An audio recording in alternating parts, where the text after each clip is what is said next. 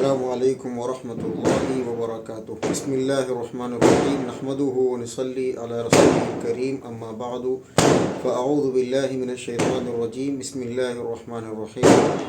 قال اللہ سبحانہ وتعالی ولا تہنوا ولا تحزنوا وانتم الاعلون ان کنتم مؤمنین۔ محترم بھائیو اور دوستو، یہ سوال اور جواب کا سیشن ہے، تھوڑی آوازیں وغیرہ آ رہی ہیں تو انشاءاللہ امید آپ لوگ اس کو برداشت کریں گے۔ تو سوالوں کے جواب دیے جا رہے ہیں۔ سب سے پہلے سوال کرتے ہیں ہمارے معراج خان صاحب سیتا پور سے، پوچھتے ہیں کہ حضرت میرا ایک سوال ہے کہ کیا کوئی ناپاک حالت میں ہے اور اس کی عادت ہے سونے سے پہلے آیت الکرسی پڑھنے کی، مثلا میاں بیوی ہم بستر ہوئے اور ان پر غسل فرض ہو گیا، اب ان کا ارادہ ہے صبح غسل کرنے کا، تو کیا ایسے میں آیت الکرسی پڑھ لینا چاہیے، پڑھ سکتے ہیں اور اذکار پڑھ سکتے ہیں فقط والسلام؟ جی ہاں، آیت الکرسی یا دیگر اذکار جو سونے کے وقت کی ہیں وہ پڑھ سکتے ہیں۔ حالت جنابت میں قرآن کی تلاوت منع ہے۔ تلاوت کا مطلب یہ کہ تلاوت کی غرض سے قرآن کو پڑھنا۔ آیت الکرسی جو دیگر اذکار ہیں جیسے انا للہ یا ربنا ظلمنا ربنا آتنا یا اس طرح کی جو دعائیں جو قرآن میں لکھی ہیں، جو اذکار ہیں، تو ان کو ایز اے ذکر پڑھ سکتے ہیں۔ اب قرآن میں تو اللہ کا بھی نام ہے، تو اگر اس طرح یہ مراد لیا جائے کہ کوئی بھی قرآن میں جو الفاظ ہیں وہ نہیں پڑھ سکتے حالت ناپاکی میں، تو پھر اللہ کا نام بھی نہیں لینا چاہیے، کیونکہ وہ بھی قرآن میں آیا تو وہ بھی تو قرآن ہوا نا۔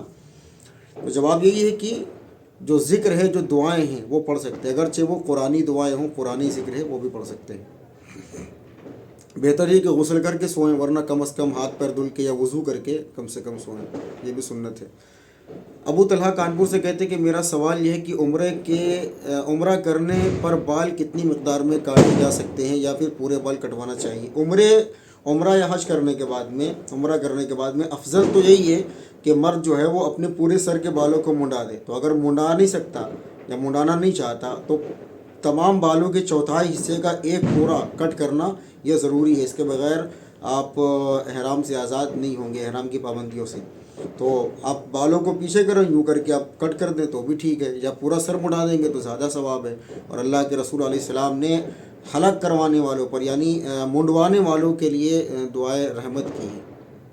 باقی ایک پورا بھی کٹوا سکتے ہیں، بالوں کے چوتھائی حصے کا، پورے بال کا ایک پورا کٹوا سکتے ہیں۔ جاوید ناظم شیخ ممبئی سے کہتے ہیں کہ نماز کے دوران چھینک آئے تو کیا کرے؟ مطلب با جماعت نماز میں لوگ چھینکتے ہیں تو چھینٹیں سامنے کے ساتھ اگل بغل بھی جاتی ہیں، تو چھینکتے وقت رومال یا اپنا دائیں یا بائیں کوہنی کا استعمال کر سکتے ہیں۔ اگر چھینک کو روکنا پاسبل ہو نماز کے دوران تو روکنا زیادہ بہتر ہے، اس کی حدیث موجود ہے کہ نماز میں چھینک شیطان کی وجہ سے آتی ہے، تو اگر پاسبل ہے تو، لیکن اگر چھینک آ جاتی ہے تو پھر وہ نیچرل ہے، اس میں آپ کیسے روک سکتے ہیں؟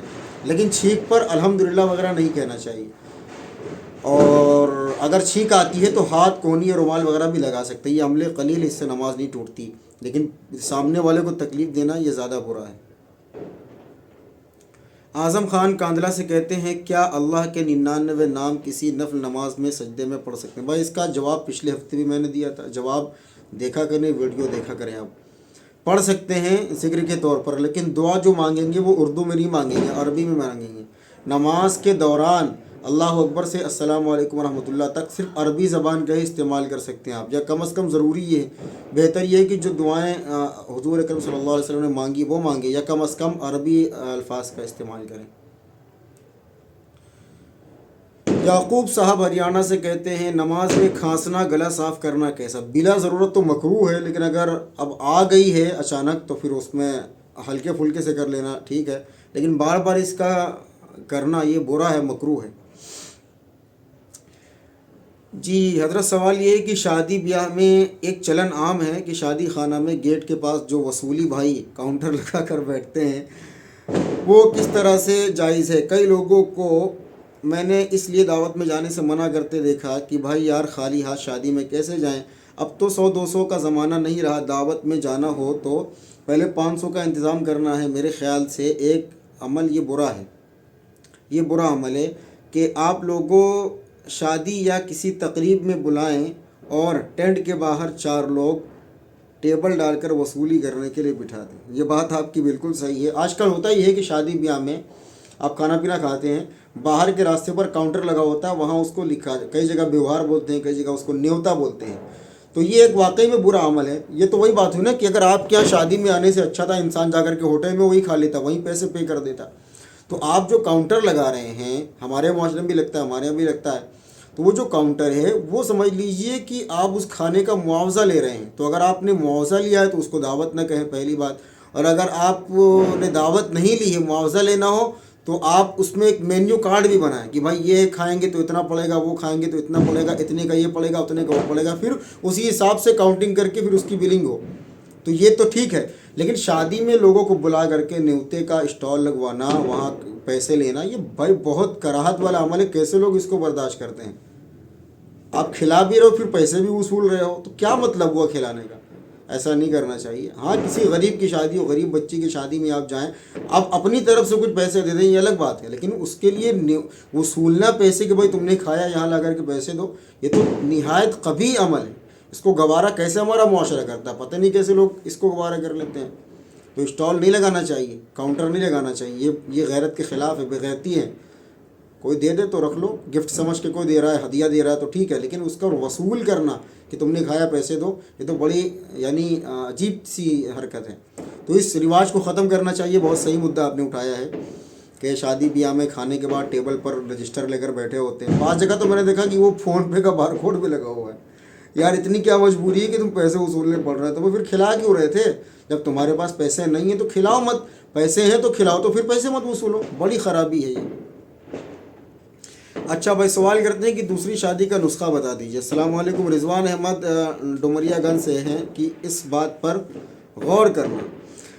بھائی اگر اس معاملے میں آپ سیریس ہیں تو پھر میں آپ کو جواب دیتا ہوں. آج کل دوسری شادی کو لوگوں نے مذاق بنا دیا ہے. ہر بندہ جس کو کرنی ہے نہیں کرنی ہے دوسری شادی کی بات کرتا ہے, ایسا لگتا ہے کوئی کھیل ہو. دیکھو بھائی, قرآن پاک نے اجازت دی ہے شادی کی, 4 مرد کر سکتا ہے کہ فَانْكِحُوا مَا طَابَ لَكُم مِّنَ النِّسَاءِ مَثْنَىٰ وَثُلَاثَ وَرُبَاعَ, 2 3 4 شادیاں آپ کر سکتے ہیں. فَإِن لَّمْ تَعْدِلُوا فَوَاحِدَةً, لیکن اللہ رب العزت نے ایک قید لگائی ہے کہ اگر تم ان کے درمیان یعنی متعدد بیویوں کے درمیان 1 2 یا 3 یا 4 کے درمیان عدل و انصاف کا معاملہ نہیں کر سکتے تو ایک پر اکتفا کرنا تمہارے لیے ضروری ہے. تو سب سے پہلے اللہ نے انصاف کی شرط لگائی ہے, فَإِن لَّمْ تَعْدِلُوا فَوَاحِدَةً, ایک ہوگی. اگر تمہارے اندر عدل کی جو ہے وسعت نہیں ہے, تو انصاف کی وسعت نہیں ہے, تو اگر انصاف کے ساتھ اگر کوئی کرنا چاہے تو بالکل کر سکتا ہے. نسخہ تو پہلی شادی کا نہیں ہے, تو دوسری شادی کا نسخہ تو اور کیسے ہو جائے گا بھائی؟ پہلی شادی تو معاشرے میں عزت کی بات ہے. ہر معاشرہ شادی کرتا ہے, کروانا چاہتا ہے, لوگوں کی ہو جائے, سب یہی چاہتے ہیں. دوسری شادی کو عیب سمجھا جا رہا ہے, تو جو بے عیب شادی ہے اس کا کوئی نسخہ نہیں ہے. تو جو دوسری جس کو عیب دار سمجھا جا رہا ہے اس کا نسخہ کہاں سے ہوگا؟ آپ کو اگر ضرورت ہے تو آپ کر لیجئے, بس بات ختم. کر کے لوگوں کو بتا دیجئے کہ میری شادی ہو گئی دوسری. پھر آگے آپ کا کیا حال ہوگا آپ ہی جانے, مجھ سے کوئی مطلب نہیں ہے. یہ مت کہنا کہ فلاں مفتی صاحب نے بتایا تھا. اچھا جی, حالانکہ میں نے جو کر رہے ہیں, جو اچھے لوگ ہیں انصاف کے ساتھ کر رہے ہیں کہ اگر بیوی کے حقوق ادا کرتے ہیں تو پھر بیویاں اعتراض نہیں کرتی, لیکن آپ کو حقوق ادا کرنے پڑیں گے پہلی والی کے. جی, الیاس بھائی نے کہا ہے کہ کوئی دینی مسئلہ تو پوچھنا نہیں ہے, یہ بتائیے کہ آپ جب سوالوں کے جواب اپلوڈ کرتے ہیں لیکن کوئی آپ کے جواب سے سہمت نہ ہو تو اس کا کیا حل ہے؟ بھائی جو سہمت نہ ہو اپنے گھر خوش رہے, مجھے کیا مسئلہ ہے؟ میں نے کب کہا کہ آپ سہمت ہو میرے جواب سے؟ آپ نے مجھ سے پوچھا کہ بھائی مولوی صاحب یہ بات ہے, اس کا جواب دیجیے, میں جواب دے دوں گا. ہاں میرے دلائل میں کوئی کمی ہو, قرآن و سنت سے یا اجماع سے یا صحابہ کرام کے عمل سے, اس میں کوئی کمی ہو, آپ بے شک مجھ سے سوال کریں, ڈنکے کی چھوٹ پر کریں, میں انشاءاللہ اس کی وضاحت کروں گا. لیکن آپ جواب سے سہمت نہ ہو, تو سہمت تو کوئی کسی سے نہیں ہوتا, تو اس کی گارنٹی ہم نہیں لیتے. جواب ہم دیں گے قرآن و سنت کے دلائل سے ہی دیں گے, اس میں کوئی کمی ہوگی تو آپ ہمیں بتائیے گا. باقی آپ سہمت ہو یا نہ سہمت ہو وہ آپ کا ہیڈیک ہے, میرا نہیں ہے. اچھا بھی کچھ اور سوالات ہیں؟ جی, ایک صاحب نے پوچھا تھا کہ نماز کے بعد استغفار کرنا کیسا ہے؟ کچھ لوگ کہتے ہیں کہ یہ بدعت ہے, تو انہوں نے مجھ سے پوچھا تھا, لیکن اس وقت میں جلدی میں تھا, میں نے جواب نہیں دیا تھا. تو اس کا جواب یہ ہے, میں نے دیا تھا جواب, لیکن وہ کہہ رہے تھے کہ بعد میں بات کریں گے, تو میں آپ ویڈیو دیکھ لیجئے گا. نماز کے بعد استغفار پڑھنا چاہیے اور پڑھ سکتے ہیں, اور یہ حضور اکرم صلی اللہ علیہ وسلم سے ثابت بھی ہے. صحیح مسلم میں حدیث موجود ہے کہ عن ثوبان رضی اللہ تعالی عنہ قال کان رسول اللہ صلی اللہ علیہ وسلم اذا انصرف من صلاته استغفر ثلاثا, کہ حضور اکرم صلی اللہ علیہ وسلم جب نماز سے فارغ ہوتے تو 3 مرتبہ استغفار پڑھتے، تو بالکل پڑھ سکتے ہیں، پڑھنا چاہیے۔ اچھا ایک سوال ایک سوال بھائی نے کیا ہے کہ یہ جو بھنڈارا ہے اس میں کھانا کیسا ہے؟ اگر آپ بھوکے مر رہے ہوں، اس کے بغیر کہیں کھانا نہ ہو اس کے علاوہ، تو آپ کھا لیجئے، کوئی مسئلہ نہیں ہے۔ لیکن اگر آپ بھوکے نہیں مر رہے ہیں، آپ کے پاس کھانا، تو کیوں کھائیں گے بھائی وہ کھانا آپ کے لیے تو جائز نہیں ہوگا۔ یہ تو خیر ایک جواب تھا تان و تشنی والا۔ دیکھیں کوئی بھی کھانا پینا، کوئی بھی ایسا فنکشن جس میں کسی کے یعنی غیر اللہ کے معاملات ہوں یا غیر مذہب کے معاملات شامل ہوں، مذہبی معاملات، ابھی کوئی آپ کو غیر مسلم کھلائے پلائے اس میں منع نہیں ہے، لیکن جب وہ کسی چیز کو مذہب سے جوڑ کر آپ کو اس میں انوائٹ کرتا ہے، آپ کے لیے اس میں شرکت کرنا قطعاً جائز نہیں ہے۔ بہت دھیان سے سنیے بات، اگرچہ وہ حلال کھلا رہا ہو، کھجور کھلا رہا ہو، پانی پلا رہا ہو، شربت پلا رہا ہو، مدینہ منورہ کی اجوا کھلا رہا ہو، اگر وہ مذہب سے اس کو جوڑتا ہے اپنے کہ یہ میری مذہبی چیز ہے، اس کو آپ کھائیے پیجیے اور سیلیبریٹ کیجیے، قطعاً جائز نہیں ہے۔ صاف جواب ہے میرا۔ اسلام ادخلوا فی السلم کافہ، پورے اسلام میں آؤ یار، یہ کیا ہے کہ یہ بھی خوش وہ بھی خوش، یہ نہیں چلے گا۔ اچھا جی، ایک بھائی نے سوال پوچھا ہے کہ لقمان علیہ السلام نبی گزرے ہیں کہ نہیں۔ دیکھیں لقمان علیہ السلام کا ذکر قرآن پاک میں موجود ہے، وَإِذْ قَالَ لُقْمَانُ لِابْنِهِ وَهُوَ يَعِظُهُ يَا بُنَيَّ لَا تُشْرِكْ بِاللَّهِ إِنَّ الشِّرْكَ لَظُلْمٌ عَظِيمٌ یا بنی اقیم الصلاۃ۔ کئی جگہ پر حضرت لقمان کی نصیحتیں موجود ہیں قرآن پاک کے اندر، تو علماء کرام اس میں ہی فرماتے ہیں کہ یہ نبی نہیں تھے۔ بعضوں نے لکھا نبی تھے، لیکن تحقیقی بات یہ ہے کہ یہ نبی نہیں تھے بلکہ ایک حکیم تھے اور ایک بزرگ تھے جن کے اقوال قرآن پاک نے نقل کیے ہیں۔ اور کوئی سوال ہے کسی کا؟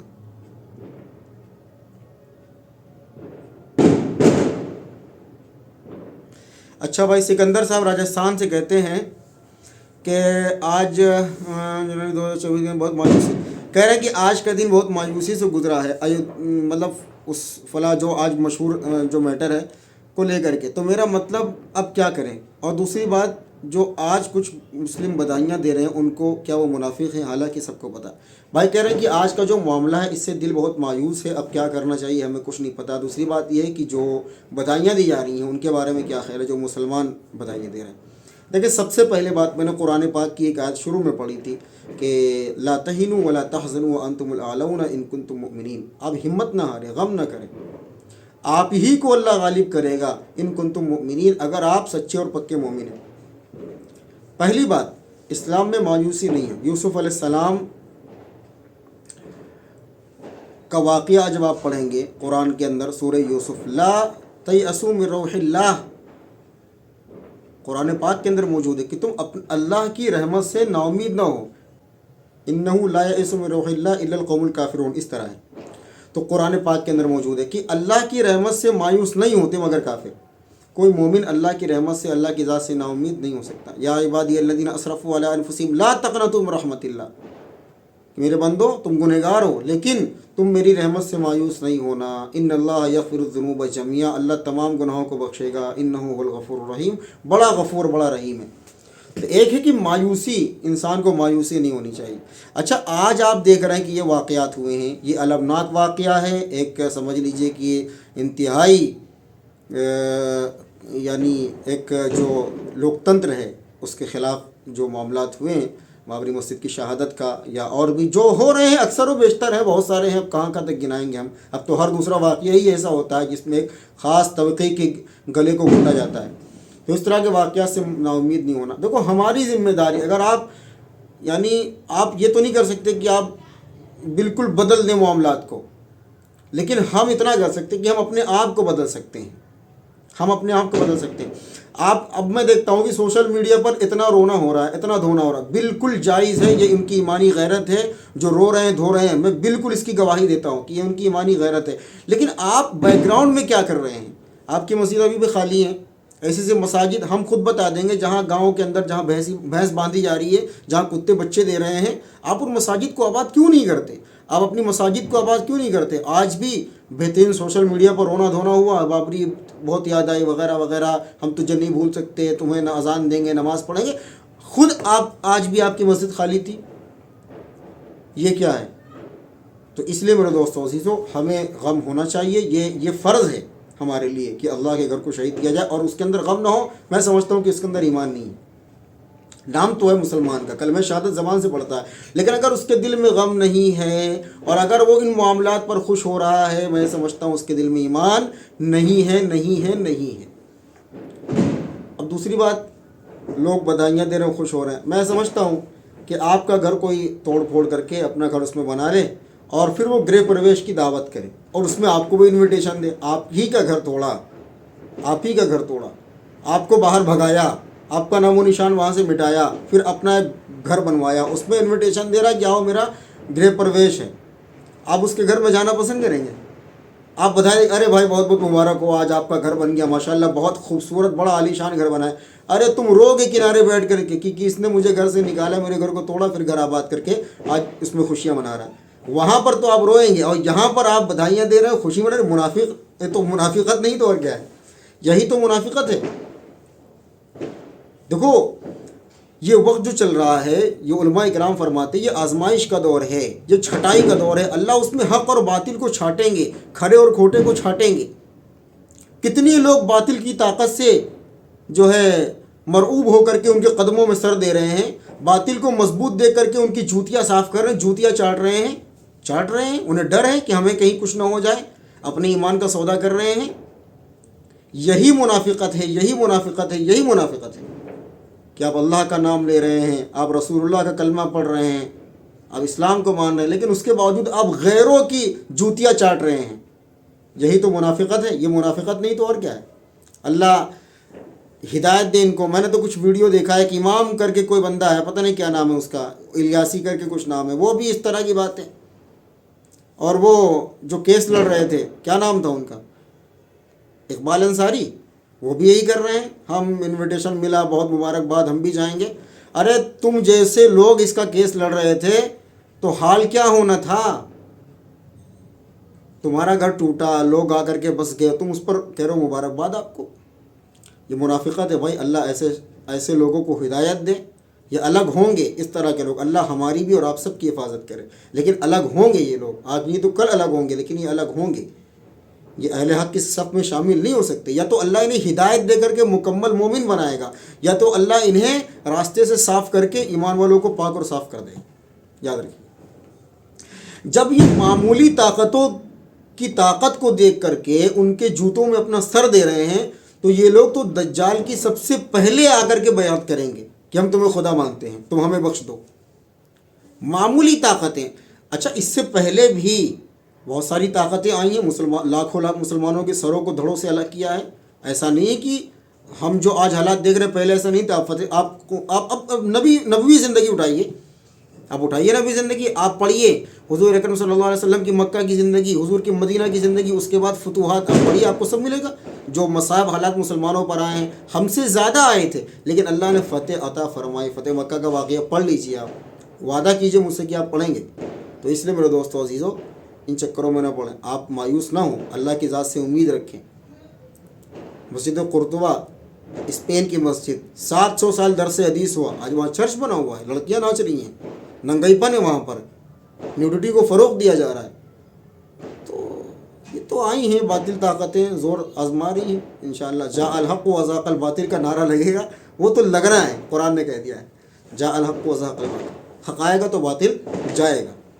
مایوس نہیں ہو، کوئی ایسا کام بھی نہ کریں جس سے ملک میں بدامنی پھیلے، لیکن آپ اپنے آپ کو مضبوط کریں، ہم یہ کہیں گے اپنے آپ کو مضبوط کریں، اپنے آپ کا تعلق اللہ سے جوڑیں، نمازوں کی پابندی کریں، سود بیاج حرام کاری کو ختم کریں، ان چیزوں کو ختم کریں، جھوٹ فریب دھوکہ غیبت چوری زناکاری مکاری بدبختی بددیانتی ان کو ختم کریں، آپ مومن بن جائیں، اپنی مساجد کو آباد کریں، انشاءاللہ انقلاب آئے گا۔ ہمارے ہاں سارے کام سوشل میڈیا پر ہوتے ہیں، سارے کام سوشل میڈیا پر ہوتے ہیں، سوشل میڈیا پر ہی دین پھیلے گا، سوشل میڈیا پر ہی دعا اجتماعی ہوگی، سوشل میڈیا پر ہی تمام معاملات ہوں گے۔ کرنا غلط نہیں ہے، لیکن زمینی حقائق سے دور ہو کر کے آپ خالی سوشل میڈیا پہ کام کر رہے ہو، یہ کیا بات ہوئی بھائی؟ مسجدیں خالی ہیں، وہاں رونا رو رہے ہو کہ ہم وہاں نماز نہیں پڑھ سکے، ہم اس کو دیکھ نہ سکے، شہید ہو گئی، المناک واقعہ ہے۔ ہم تو کہیں گے اللہ تعمیر کرے دوبارہ، لیکن میرے دوستوں عزیزوں، اپنے آپ کو بدلنے کی پہلے فکر کریں. یہ بہت ہو گیا، ان پر بلیم ان پر بلیم، کبھی علماء کی برائی، کبھی کس کی برائی، کبھی کس کی برائی. ہم اپنے گریبان میں نہیں جھانکتے کہ ہم کیا ہیں. اس لیے اپنے آپ کو مضبوط کریں، اپنے محلے کے اندر یونٹی بنائیں، لوگوں کو دین کی تبلیغ کریں، دعوت کا کام کریں، اور مسجد کے اندر لوگوں کو لے کر کے جائیں. مسجد کی آبادی کی محنت کریں. آپ نہیں کریں گے، وہ آپ کے پاس آدھے گھنٹے نہیں کہ آپ آدھے گھنٹہ اپنی مسجد میں وقت دیتے ہیں، لیکن سوشل میڈیا پر دین پھیلانے کے لیے اور کرانتی کرنے کے لیے 6 گھنٹے کا وقت آپ کے پاس ہے. اب مجھے بتائیے کہ اپنی مسجد میں فرض نماز کے علاوہ کتنا وقت آپ دیتے ہیں؟ اب میں تو بات کروں گا تو 80% فرض نماز میں بھی نہیں آتے اور سوشل میڈیا پر ڈنکا بجا رہے ہیں. لیکن فرض نماز کے علاوہ اپنی مسجد میں آپ کتنا وقت دیتے ہیں؟ قوم کی فلاح و بہبودی کی خاطر کیا فکریں ہیں آپ کی کوئی فکر نہیں ہے. آپ کا سارا فکر، سارا معاملات آپ کے سوشل میڈیا پر ہے. آپ وہیں سے انقلاب لانا چاہتے ہیں اور وہیں سے فتح کرنا چاہتے ہیں پورے عالم کو. یہ نہیں ہوگا، زمین پر اترنا پڑے گا، زمینی حقائق سے جو ہے آشنا ہونا پڑے گا. ایسے کام نہیں چلے گا. تو اس لیے میرے دوست، میرے بھائی، میرے عزیز، آپ اللہ سے لو لگائیں. اللہ ہمارے لیے کافی ہے. حسبنا اللہ و نعم الوکیل، علی اللہ توکلنا. اور اس کے ساتھ نمازوں کی پابندی کریں اور دعا کریں اللہ ہم سب کا خاتمہ ایمان پر فرمائے. میں تو دیکھتا ہوں ویڈیوز تو میں ڈر جاتا ہوں اپنے بارے میں اور اپنے ساتھیوں کے بارے میں کہ اللہ یہ تو آزمائش کا دور ہے. اچھے اچھے لوگوں کو دیکھتا ہوں ان کی جوتیوں میں سر دے رہے ہیں. ڈر اور دباؤ اس قدر ہے، مروب اس طرح ہے کہ ان کی جوتیاں صاف کرنے جوتیاں چاٹ رہے ہیں. کل کو ان کا کیا ہوگا؟ ابھی تو چھوٹے دجالوں کے ساتھ یہ معاملات ہیں ان کے. بڑا دجال آئے گا تو یہ تو میں سمجھتا ہوں کہ اس کے بیت الخلاء کو بھی صاف کریں گے اپنے ایمان کا سودا کر کے. پتہ نہیں کیا ہرس و لالچ ہے، یا ڈر ہے، یا کچھ پیسے مل جاتے ہیں، وہ کہتے ہیں ہم سواگت کرتے ہیں، یہ کیا کرتے ہیں، وہ کرتے ہیں، فلانا ڈمکانا کرتے ہیں. آپ اس سے الگ ہو جاؤ، نہ نیگیٹو بات کرو نہ پازیٹیو بات کرو. کم سے کم خاموش تو رہو، کم سے کم خاموش تو رہو. دل سے برا سمجھو. حدیث میں ہے نا، من رأى منكم منكرا فليغيره بيده وإن لم يستطع فبلسانه وإن لم يستطع فبقلبه وذلك أضعف الإيمان. برائی کو روکنا اپنے ہاتھ سے یہ اعلیٰ درجے کا ایمان ہے. اور اس کے بعد اگر طاقت ہاتھ سے بدلنے کی نہ ہو تو زبان سے اس کو روکنا یہ اس سے کم درجے کا جو ہے یہ ایمان ہے. اور اگر اتنا بھی تمہارے اندر طاقت، اتنی قوت نہیں ہے کہ تم ہاتھ سے بھی بدل سکو زبان سے، تو کم سے کم اس کو دل سے برا سمجھو. یہ وذالک اضعف الایمان، ایمان کا سب سے کمزور درجہ ہے کہ برائی کو برائی سمجھا جائے. اگر آپ برائی کو برائی ہی نہیں سمجھتے بلکہ اس کو اپریشیٹ کرتے ہیں، کہاں ہے آپ کے اندر ایمان؟ توبہ کرو بھائی، توبہ کرو. اللہ سے ڈرو، اللہ سے ڈرو کہ اللہ جس دن کھڑا کرے گا حق و باطل کے سامنے، کہیں تمہیں باطل کے سب میں پھینک نہ دے اور انہی کے ساتھ تمہیں جہنم میں بھیج دے. اللہ ہم سب کی حفاظت فرمائے، ایمان پر ہمارا خاتمہ نصیب فرمائے، اسلام پر زندگی نصیب فرمائے، اور ہم سب کی تمام امت کی حفاظت فرمائے.